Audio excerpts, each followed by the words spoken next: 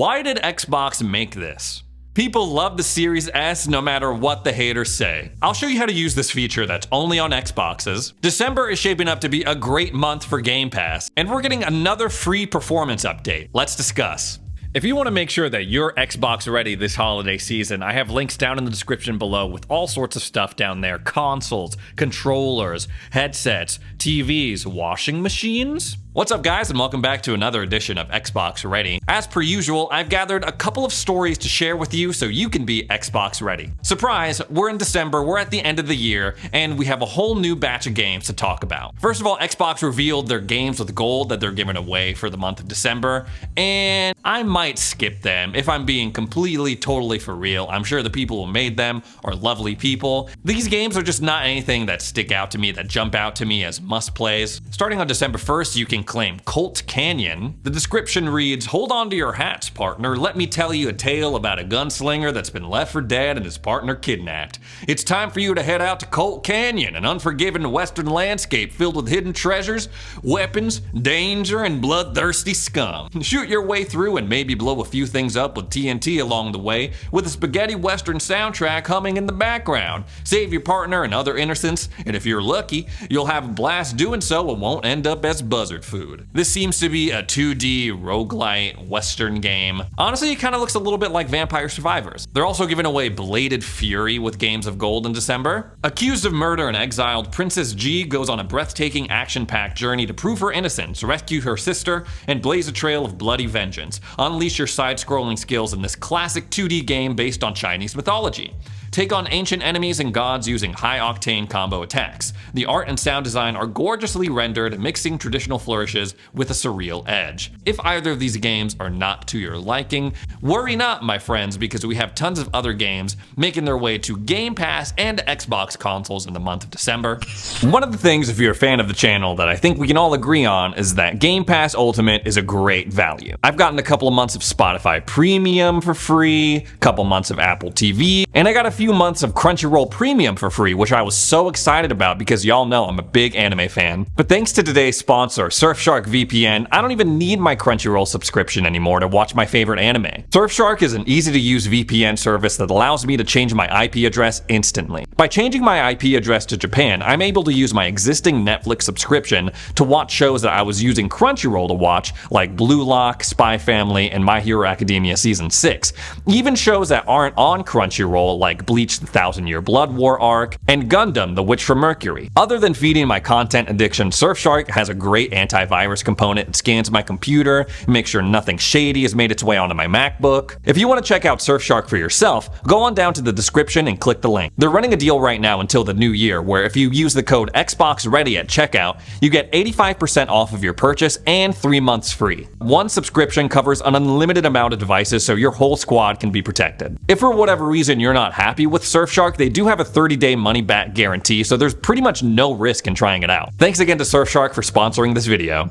Hello Neighbor 2. This is a stealth horror game where you're trying to track down your neighbor, who appears in the first game. He's like kind of this, I don't know, he's not like a creepy looking dude, he sort of is, but he just has creepy vibes. Like, he's got a sweater vest on, he's got a mustache, there's something sus about him. I can't put my finger on it, and the whole time you're being stalked by this mysterious creature. The first Hello Neighbor game was introduced to me by this kid who's like obsessed with Five Nights at Freddy's and other horror experiences. He would draw like creepy sketches of Slender Man and talk to me about Hello Neighbor, and his recommendation was enough for me to check out the first Hello Neighbor.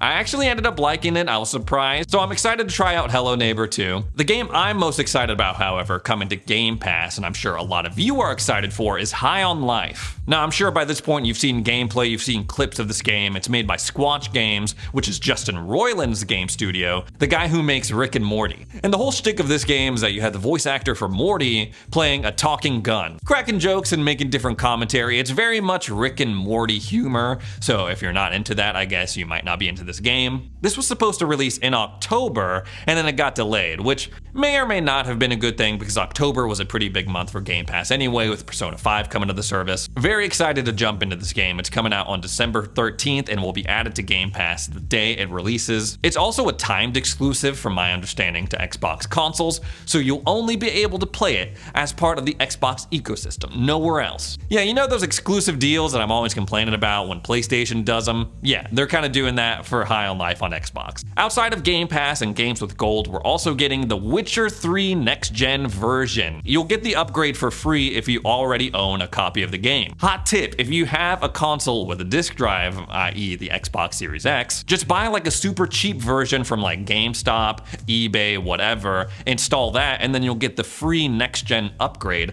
So you'll have this like next-gen experience for what, $5-10? This next-gen update will have all the standard graphics modes that we're used to with these next-gen updates, a version with 4K 30 FPS and ray tracing, a performance mode that's less than 4K, but with 60 FPS. It's also going to come with DLC that's inspired by the Witcher TV show on Netflix, and that's not exclusive to the next-gen version. So if you're playing The Witcher 3 on your Xbox One, you're still going to get that content update. The Callisto Protocol also dropped today, like today. I'm so excited for this game. It's pretty much the new Dead Space. I know they're remaking the old Dead Space, so that's technically the new Dead Space, but honestly, I'm more excited about the Callisto Protocol. Everything that we've seen about this game just looks really cool. They showed off a trailer at Summer Games Fest, and Jeff Keighley came out and he was like, just so you know, this trailer I'm about to show you, this gameplay I'm about to show you, it's pretty gory. And I was like, oh, how bad can it be? And then they showed off the main character getting swallowed up by like the turbine thing, and I was like, oh crap, that was crazy. There's also a couple of actors in it that I really am a big fan of. Karen Fukuhara's in it. I'm a big fan of her work.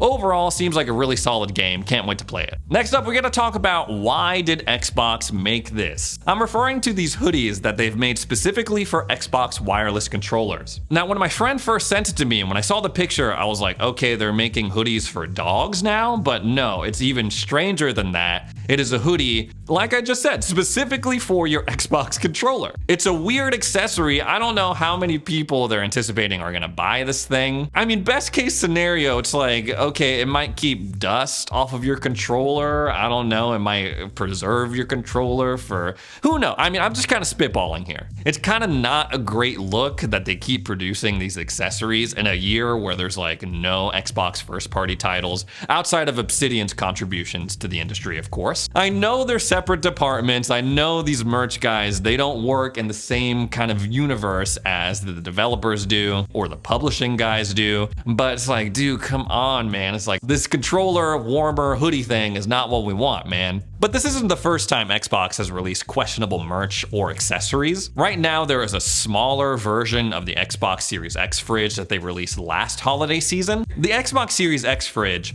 was pretty small to begin with. I mean, sure, it does take up a lot of space, but on the inside, the fridge is pretty small. So why would I want a smaller fridge that fits like maybe 1 or 2 cans? They also just released not too long ago a line of Xbox camping gear. Like, I'm not sure what the crossover is for people who play a lot of Xbox and video games and people who also like to go camping. I will say though, for a hot sec, I was interested in getting the Xbox hammock. And I feel like that's how they get you. It's like, oh, that thing is stupid, but it is kind of cool. Do I really need an Xbox hammock though? And that's where I ultimately ended up on. I was like, no, I do not need an Xbox hammock. It'd be cool for like 2 seconds and then I would never use it again. And that's kind of the theme with all of these accessories I just talked about, the fridge, the controller hoodie. The novelty wears off kind of quickly. The only thing that I use my Xbox fridge now for is to appear in videos in the background right there, and also in our 2host videos. And everyone comments, oh, why is that Xbox so big? What is going on? It confuses people. Hopefully going into next year, 2023, we'll have way more things to talk about other than these accessories. Next up, let's talk about the Series S. People continue to love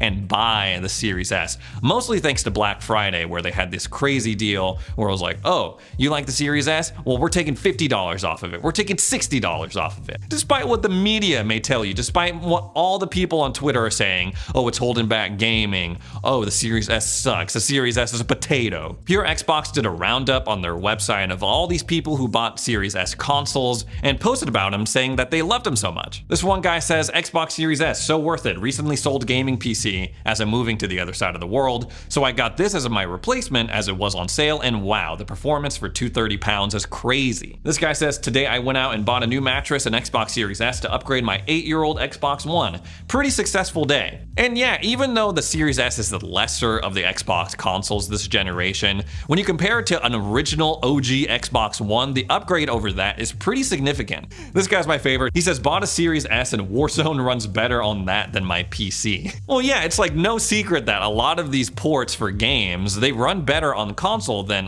PC a lot of the times. They're just not optimized for whatever weird reason. Jimmy is constantly complaining about it because he plays a lot of PC, he plays a lot on the Steam Deck. So this guy saying that Warzone runs better on his Series S than on his PC doesn't surprise me. Overall, I'd be really interested to see if Xbox sees the success of the Series S and is like, maybe for our next Xbox, we don't go like ultimate power, we go more budget friendly, we go more consumer friendly, we go smaller, maybe even go mobile. But the fact of the matter is the Series S continues to endure. I picked one up not too long ago, not for Black Friday, and I really enjoy it. No, it is not as powerful as my Series X, but really the only game I've noticed a graphical difference on in terms of performance is when I play Chivalry 2. I played it on the Series S. I was like, oh, okay, I can tell the difference between when I'm playing on my Series S versus my Series X. But it continues to be a hit with consumers. People like it, people are buying it. And if you want to get one for yourself, it's still on sale right now on the Microsoft Store. They're having a Cyber Week sale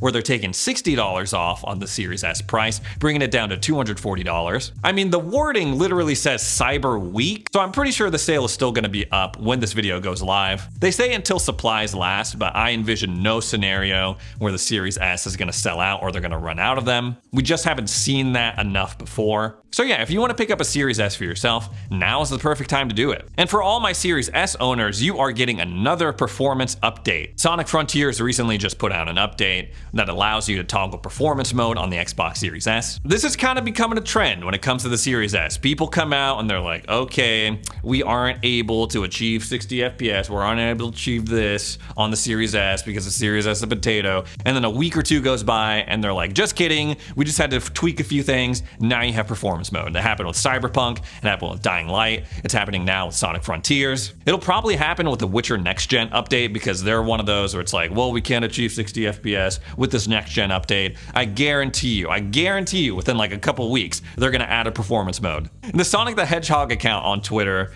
put this out on their account. They said they fixed an issue where the Xbox Series S owners were not able to select performance mode to prioritize frame rate. They also fixed an issue where the Kronos Island Titan boss would disappear after reattempting the fight, and they fixed an issue where one of the Chaos Island icons was showing as locked even after completion. Now, to be completely honest, I have not played Sonic Frontiers, but it seems to be doing pretty well sales-wise and reviewed pretty decently. Maybe not the best, maybe not like God of War Ragnarok level, but pretty decently. Sonic Frontiers giving Series S owners a performance option. It's all part of a trend or maybe the Series S isn't as bad as what people are making it out to be. Either way, it's definitely a positive sign for Xbox Series S owners going forward into this generation. Next up, I'm gonna show you a feature that's only on Xbox. And it's something that will make you look like a professional streamer without a PC, without a capture card, just your Xbox. So this is a feature that I talked about last week, but after I saw there weren't really tutorials about it on YouTube, I thought I'd do one myself. So we all know how there's a live streaming section in your capture and share guide. Clicking on it gives you the option to stream whatever game you're playing directly to Twitch. You have some microphone options to play around with, some camera options if you have a webcam plugged into your Xbox. It's a really cool integration that empowers people to stream without having to blow a bunch of cash on a PC or a capture card. If you go down to the More Options, Audio and Other Settings section, you'll notice something that says Destination, and if you click on it, you have three options: Twitch, Lightstream, and Streamlabs. Both Lightstream and Streamlabs are services that help you make your stream fancy. You can use either to throw some cool overlays on your stream and throw in some cool widgets to help with engagement. Previously, if you wanted to use either of these, you would have to download the app on a PC, put the overlays and widgets on, run a capture card from your Xbox so you'd add the game capture into the app, then you stream that to Twitch. There was a workaround that lets you stream gameplay from your Xbox to your Xbox PC app via remote play, put that into Streamlabs and then stream, but whenever I did that, my streams were really laggy and there was a ton of latency on the gameplay. With this past November update, both Streamlabs and Lightstream have new console versions of their services, so you don't have to fuss with all of that. I'm going to use Streamlabs to demonstrate, but the concept is pretty much the same on either service. So what you're going to want to do first is go to console.streamlabs.com/projects, and then it's going to prompt you to link your Twitch account to this new console Streamlabs thing. Once you do that, you're going to see a screen like this. You click on Sample Project, and then it's going to bring you to a screen like this. Don't worry about the game capture right now because whatever you stream for your Xbox, that's going to show up right here. But as you can see, I can add some components like this. If I want to go, oh, I want to put an Xbox Ready logo on my stream, have that in the corner, just chilling. Or if I want to add a chat box, let's go ahead and do that and put that in the bottom right here. Oh man, I want a new alert box. That would be really cool. Whenever someone subscribes, it'll pop up right here in this little alert box. How cool. If you don't want to do any of that stuff, if you're just like, okay, give me like the easiest thing, they actually have preset overlay themes if you want to just slap one of those on. So I open up the overlay library right here. I pick out, let's go ahead and do this one. I set all, and then as you can see, it throws on the overlay. And whenever I add any widgets, like this one with the chat box, you can see that the chat box appears in theme right here. Same goes for if I want an event list. I go ahead and put this on. Oh my gosh, it's a cool little like Streamlabs logo that lets people know, oh, I just got subscribers or whatever. Now that I have everything set up on this end, on my consolestreamlabs.com projects, or whatever the heck you want to call it, when I go back to my Xbox and I hit go live now, since my destination is set to Streamlabs, my stream will go directly into this overlay and then be broadcast to Twitch. I'll show you how that looks right now. And as you can see, once I hit go live on my Xbox console, the overlay appears when I start broadcasting to Twitch. Now, there are a couple of caveats to this. Streamlabs for console, you do have to have a subscription for it. It's either $5 a month or $50 for a year. Similar pricing on Lightstream as well. I'm pretty sure that's either $7 a month or $20 a month. I haven't delved too deep into it yet, but you do seem to have a lot of customization options. Use custom codes for if you want to throw in anything that's not included in the overlay library. You can add different scenes if you wanted to have a card for like, oh, my stream is ending, or add some transitions in between the gameplay and then the stream ending card. And again, I think it's a really cool feature to have that allows people who just have a console to have a nice looking stream without blowing a bunch of cash on a PC, like I said, or a capture card or key lights and all sorts of other stuff.